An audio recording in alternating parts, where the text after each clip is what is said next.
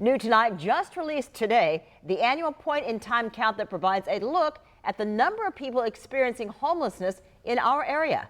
Good evening, and thank you so much for joining us for First Coast News at 5. I'm Jeannie Blaylock, in for Heather. And I'm Anthony Austin. So let's talk a little bit more about this report. It shows the number of unhoused people in Duval, Clay, Baker, and Nassau counties. The number is actually down since 2016, but slightly higher than last year. Our Channing Curtis has been looking into the numbers for us, and she's joining us live from downtown Jacksonville with the latest this evening. The point-in-time count is done every year by a group of volunteers who go out and physically count every person experiencing homelessness on a given night.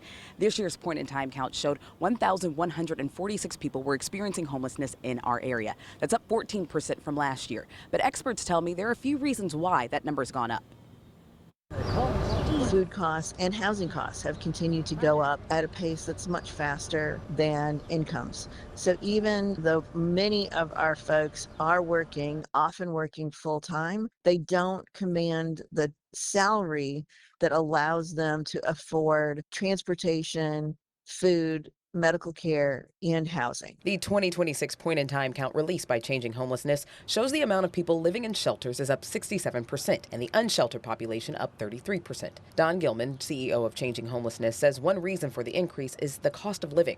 But she says there are also other factors like the cold weather on the night that the count was conducted. If you remember back to the end of January, that week was extremely cold. We had multiple different providers and agencies and churches that were running cold night shelters that evening. A lot of the folks that we counted that are often very difficult to locate were inside those temporary shelters on that night.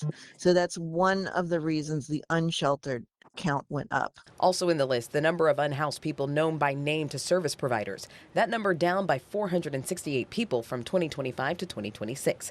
But at the Scholzbacher Center in downtown Jacksonville, workers there say they're seeing an increase in clients. There's a big shift now in folks that are entering homelessness due to what we consider to be crisis poverty, or your working class folks who just can't afford rental rates. Brian Snow, president of Housing, tells me they're seeing more single women, seniors, families, and people who are experiencing homelessness for the first time. But there's a much bigger, different demographic now that are becoming homeless just because they can't afford the rental rates.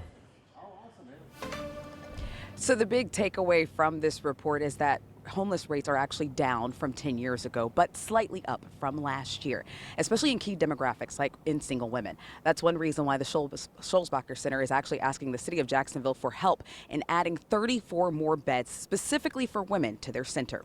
Reporting in Jacksonville, Channing Curtis, First Coast News, on your side.